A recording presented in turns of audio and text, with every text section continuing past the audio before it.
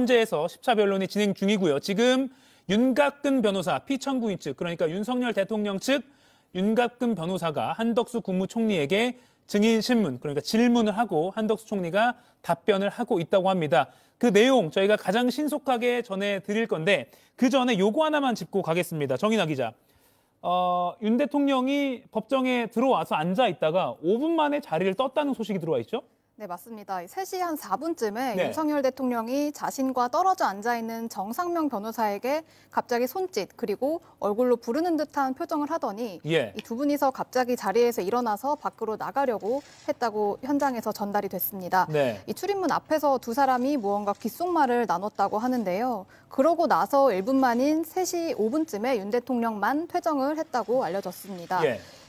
이 윤곽근 변호사도 윤 대통령이 무언가 얘기를 했더니 일어서서 출입문 앞쪽으로 나왔고 이 정상명 변호사를 불러서서 무언가 얘기를 하고 예. 그리고 정상명 변호사가 윤 대통령의 허리 쪽을 2번 토닥거린 걸로 전해졌습니다. 그렇군요. 네, 그리고 지금 보고 계시는 장면은 조금 전에 그러니까 윤 대통령이 퇴장하기 전에 들어온 직후에 앉아있는 장면입니다. 이게 한 오후 3시 언저리의 장면을 보고 계시고 지금은 헌재 대심판정 내부에 윤 대통령이 자리를 뜬 상황입니다. 네, 계속 전해주시죠. 예, 그래서 대통령 자리에는 정상명 변호사가 앉아 있다고 전해졌고요. 네. 그리고 바로 다음 3시 8분쯤에 한덕수 국무총리가 입정을 했다고 전해졌습니다. 아하, 그러니까 오후 3시 5분에 윤 대통령이 자리를 떴고 그 3분 뒤인 오후 3시 8분에 오늘 증인인 한덕수 국무총리가 자리했다. 그러니까 제가 앞서 오프닝에서도 전해드렸지만 국정 1, 2인자 계엄 당시 대통령과 총리가 대심판정에서 대면하는 초유의 상황,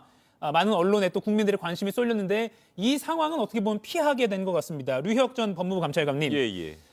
자리를 뜬 이유, 이게 윤 대통령에게 직접 들어봐야지 정확히 알겠습니다만 그 행동에 대한 좀 추론을 해본다면 어떻게 좀 볼 수 있을까요? 우선 지금 말씀하신 것처럼 국정의 1, 2인자가 이런 이 헌법재판소 법정이라는 이런 공개된 장소에서 예. 서로 얼굴을 붉히면서 이렇게 공방을 주고받는 모습이 아마 여론에도 좋지 않을 거라고 판단했을 가능성도 있고요. 예. 또 이렇게 그 정상명 변호사와 이렇게 그 대화를 나눈 것을 이렇게 보면 사전에 이렇게 어느 정도 조율된 그런 그 퇴정이 아니었을까 이런 생각도 해보게 됩니다. 예.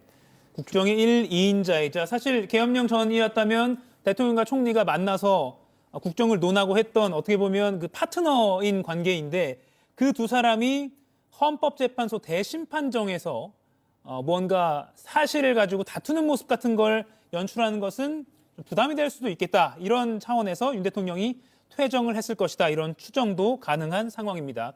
다시 한번 전해드리면 오늘 오후 3시 5분쯤 윤 대통령이 대심판정, 지금 보시는 장면입니다. 이렇게 앉아 있다가 3시 5분쯤 퇴정을 했고요. 그리고 3분 뒤인 오늘 오후 3시 8분에 한덕수 총리가 증인 신문을 위해서 대심판정 안으로 들어와서 지금 이 시각 현재 대통령 측의 질문을 받고 한덕수 총리는 답변을 하고 있는 그런 상황이 펼쳐지고 있습니다.